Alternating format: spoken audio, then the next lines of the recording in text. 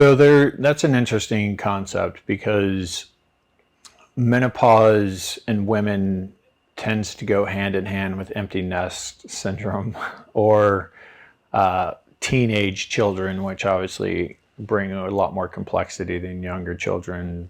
There are a lot of different complexities.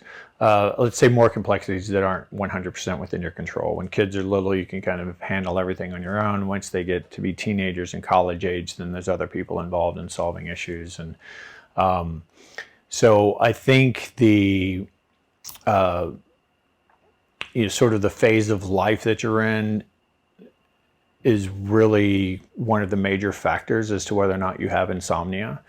And for women, unfortunately, women got the bum deal when they decided that everybody, that both parents needed to work, and then all the primary kid, children rearing activities still tend to fall on the female.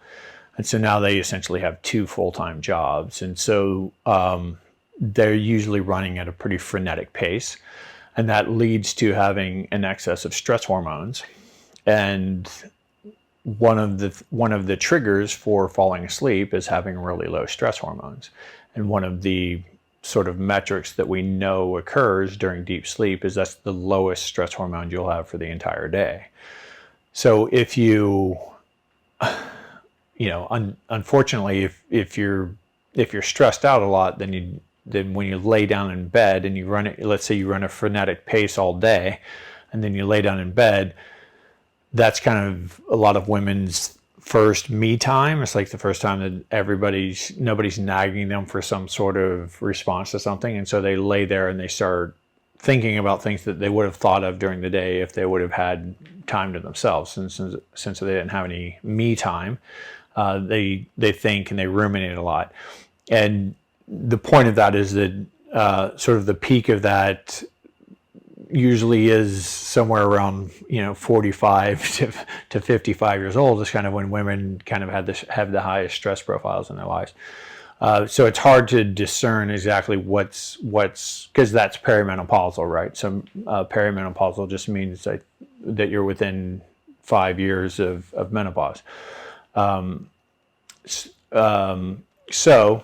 Menopause itself, because it's a decrease of your ovaries' productions of estrogen, there's a trigger in your brain during deep sleep to cause you to produce more sex hormones.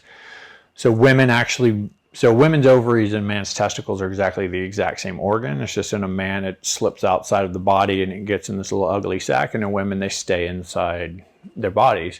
And women have a lot of this enzyme called aromatase enzyme around their ovaries. So their ovaries are actually producing testosterone. They're just getting converted into estrogen. And so when they start going through menopause and they aren't producing enough estrogen, the trigger for the testicles and the ovaries is the same. It's luteinizing hormone and follicular stimulating hormone. It comes from the pituitary in the brain to tell your ovaries or your testicles to produce more of what they produce. That LH, luteinizing hormone, that LH surge happens during deep sleep. And deep sleep deep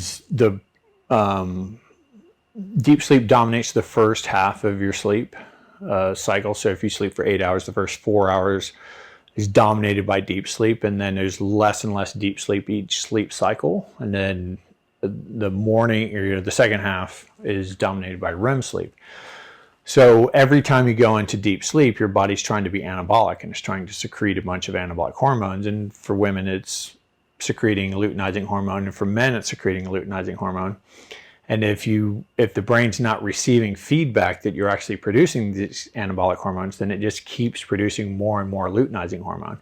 And that, what we call luteal surge, causes almost like an autonomic response, and it causes people to get really hot, and their skin could get itchy, and they just feel super irritated.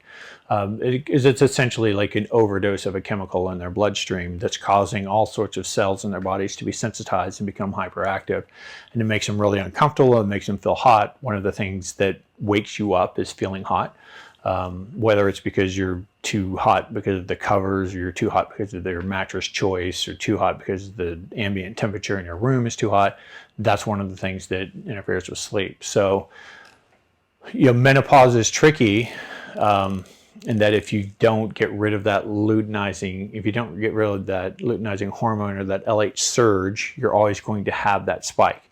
Whether or not that spike is enough to wake you up is dependent upon the individual and what else do you have perfected. So if you perfect everything else around your sleep, it's less likely that that luteal surge is going to wake you up. If you want to mitigate the effects of the luteal surge, then it would just be having really great sleep hygiene, having a great sleep environment, and a mattress that keeps you cool and your cool temperature and comfortable, preferably actually no clothing, comfortable sheets, a comfortable mattress that doesn't cause pressure or sag too much to cause joint pressure. And what you're mitigating is there's a lot of factors that can wake you up, and the luteal surge is one of them. And so if you get rid of all of the rest of them, then the luteal surge is less likely to wake you up. Doesn't mean that it won't. You could be super sensitive to it. Your brain could secrete a ton. Your body could be really sensitive to luteinizing hormone, and it's going to wake you up no matter what. And then the only way to get rid of that is to go on hormone replacement therapy that gets rid of the luteinizing hormone surge. That's what hot flashes are. Yeah.